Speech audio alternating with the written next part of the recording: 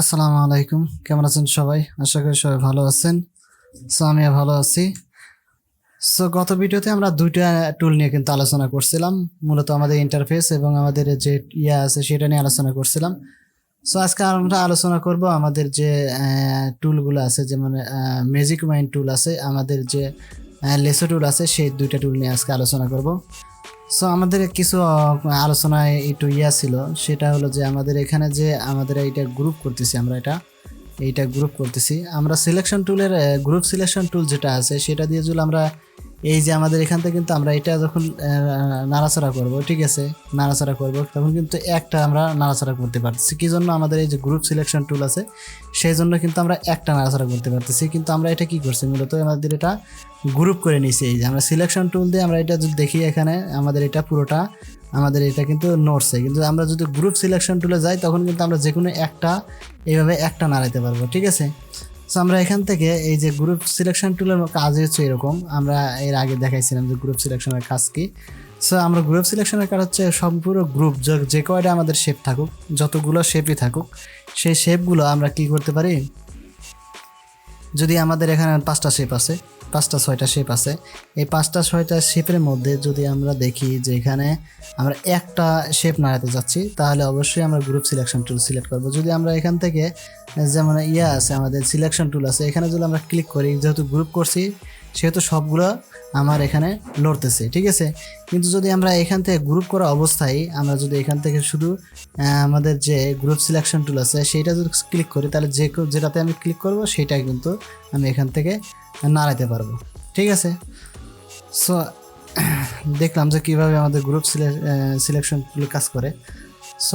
তারপরে আমরা যেটা নিয়ে আলোচনা করব সেটা হলো আমাদের এখানে ম্যাজিক ওয়াইন টুল। এই ম্যাজিক ওয়াইন টুল এটা কিন্তু খুবই একটা গুরুত্বপূর্ণ টুল। সেটা হলো যে এই ম্যাজিক ওয়াইন টুল যেটা আছে, সেই ম্যাজিক ওয়াইন টুল যদি আমরা ক্লিক করি, ক্লিক করার পরে যদি আমরা মনে করতেছি যে আমার একই কালারের অনেকগুলো সিলেক্ট করতে হবে, আমি এগুলো সবগুলো আগে ডিলিট করে দিচ্ছি। আমি সিলেকশন টুল দিয়ে আমি সবগুলো ডিলিট করে দিচ্ছি। ডিলিট করে দিয়ে আমি নতুন নতুন কয়েকটা শেপ নিচ্ছি, কয়েকটা নতুন শেপ নিচ্ছি। এরকমভাবে কয়েকটা নতুন শেপ আমি ছোট ছোট করে কয়েকটা নতুন শেপ নিয়ে নিলাম। নেওয়ার পরে আমি এটা সিলেক্ট করলাম, সিলেক্ট করে এটা একটা কালার দিলাম, তারপর এটা সিলেক্ট করলাম, সিলেক্ট করে এখানে একটা কালার দিলাম, মানে যে কোনো কালার দিলাম, এইটা সিলেক্ট করলাম, করে এটা কালার দিলাম, ঠিক আছে। আমি প্রত্যেকটা সিলেক্ট করব আর একটা করে আমি অন্য একটা কালার দিয়ে দিব, ঠিক আছে। আমি এইটা সিলেক্ট করলাম, এটা সিলেক্ট করে আমি এই ধরনের কালার একটা দিয়ে দিলাম, ঠিক আছে। এইখান থেকে আমি এই ধরনের কালার দিয়ে দিলাম, ঠিক আছে।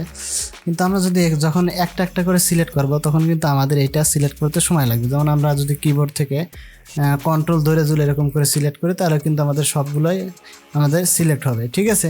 কিন্তু আমি চাচ্ছি না আমি একটা ক্লিকের মাধ্যমে আমি সবগুলো সিলেক্ট করতে চাচ্ছি। তাহলে আমাদের কি করতে হবে, তাহলে আমাদের ম্যাজিক ওয়াইন টুল যেটা আছে সেই ম্যাজিক ওয়াইন টুল দিয়েই আমাদের এটা সিলেক্ট করতে হবে।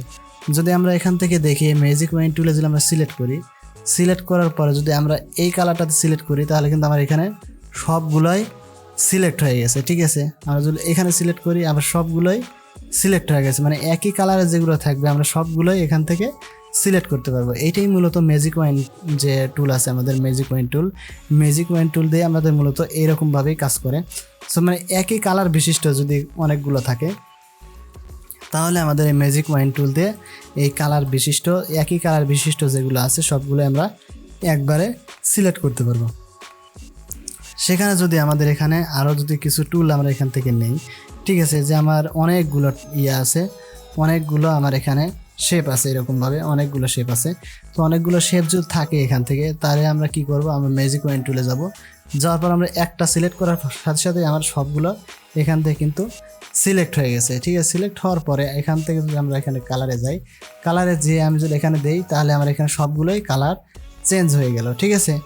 আমরা যদি এইটাতে দেখি, এইটা আমরা কালার চেঞ্জ করতে যাচ্ছি, তাহলে আমরা একটা টুলে একটার মধ্যে ক্লিক করলে আমার সবগুলো সিলেক্ট হয়ে যাবে, ঠিক আছে। সিলেক্ট হওয়ার পরে আমরা এখান থেকে যে কোনো কালার এখান থেকে দিয়ে দিতে পারবো, ঠিক আছে। যদি আমরা দেখি এইভাবে, আমরা কিন্তু সবগুলোই এখান থেকে একই কালার হয়ে যাচ্ছে, ঠিক আছে। মূলত আমাদের যে ম্যাজিক ওয়াইন টুল আছে সেই ম্যাজিক ওয়াইন টুল দিয়ে আমাদের এরকমভাবেই মানে একটা ক্লিকের মাধ্যমে আমি সবগুলো কালার একবেলা সিলেক্ট করার জন্যই মূলত আমাদের ম্যাজিক ওয়াইন টুলটি ব্যবহার করা। এটা আমাদের অনেক সময় অনেক কাজে লাগে। তারপরে আমরা যে টুলটা নিয়ে আলোচনা করব সেটা হলো আমাদের এখানে যে আমাদের এই লেসো টুল যেটা আছে সেই লেসো টুল নিয়ে। লেসো টুল হচ্ছে আমাদের গুরুত্বপূর্ণ। আমরা যখন এর সাথে দেখছি অ্যাডোবি ফটোশপে দেখছি যে লেসো টুলটা কী কাজ করে। মূলত লেসো টুল আমাদের সিলেকশনের কাছেই ব্যবহার করা হয়। যদি আমরা এখানে লেসো টুল দেখি, এখানে লেসো টুল আমরা এখান থেকে 2-1টা কালার চেঞ্জ করে দিচ্ছি। আগে 2-1টা করে আমরা কালার এখান থেকে চেঞ্জ করে দিচ্ছি। আমি এরকমভাবে এইটাতেও আমি এই কালার বের করে আমি এখান থেকে কিছু কালার চেঞ্জ করে দিচ্ছি। আমরা এখান থেকে কিছু কালার চেঞ্জ করে দিই।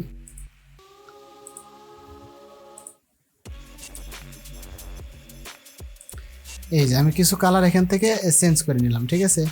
চেঞ্জ করে নেওয়ার পরে আমার মূলত আমি সিলেক্ট করতে চাচ্ছি হচ্ছে এরকম ইয়াতে আমি সিলেক্ট করতে চাচ্ছি যাতে সেটা আমার পুরোটা আমি সিলেক্ট করতে চাচ্ছি না, সেটা আমি এখান থেকে আমি এতটুকু জায়গা আমি সিলেক্ট করতে চাচ্ছি।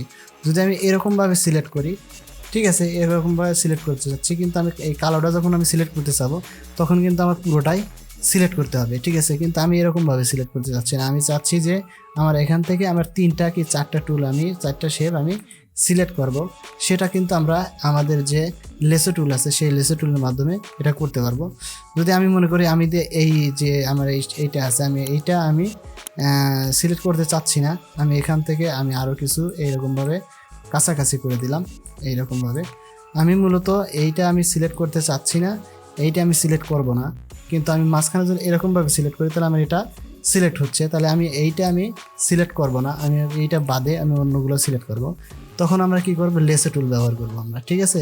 এখান থেকে আমরা লেসো টুল যদি ক্লিক করি, ক্লিক করার পরে আমি এইরকমভাবে আমি নিয়ে এইরকম দিয়ে আমি আমার যেটা আমার সিলেক্ট করার ইচ্ছা আমি সেটা এরকমভাবে আমি সিলেক্ট কিন্তু করতে পারবো, ঠিক আছে। আমার মূলত এই যে আমি মাঝখানেটা কিন্তু বাদ দিয়ে আমি নিচের একটা নিচে এখান থেকে আমি এটা সিলেক্ট করে পাচ্ছি। এখান থেকে যদি আমি একটা কালারটা চেঞ্জ করে দিই তাহলে বুঝতে পারবো, এই যে, ঠিক আছে।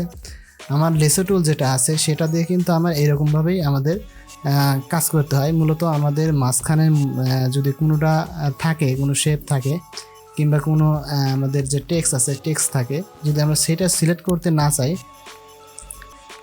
সেই ক্ষেত্রে আমাদের কোনাকুনি সেইটা নিয়ে আমরা এই লেসো টুল দিয়ে কিন্তু কাজ করতে পারবি। মূলত ব্যাকগ্রাউন্ড আমাদের যে ফটোশপে দেখছিলাম আমরা ব্যাকগ্রাউন্ডের ক্ষেত্রে কিন্তু আমাদের এই লেসো টুলটা ব্যবহার করতে পারি। সো অ্যাডোবি ইলাস্ট্রেটর হচ্ছে একটা ব্যাপক, এটা লেসো টুল দিয়েও কিন্তু অনেক ধরনের কাজ করা যায়। সেটা আমরা পরবর্তী ভিডিওগুলোতে দেখব যে লেসো টুল দিয়ে মূলত আমাদের কি কাজগুলো করা হয়। সো আজকের ভিডিও এ পর্যন্তই, দেখা হবে নতুন ভিডিওতে। সে পর্যন্ত ভালো থাকবেন, সুস্থ থাকবেন, আর যদি ভালো লাগে তাহলে চ্যানেলটা অবশ্যই সাবস্ক্রাইব করে দিবেন। সো আজকে বিদায় নিচ্ছি, আল্লাহ হাফেজ।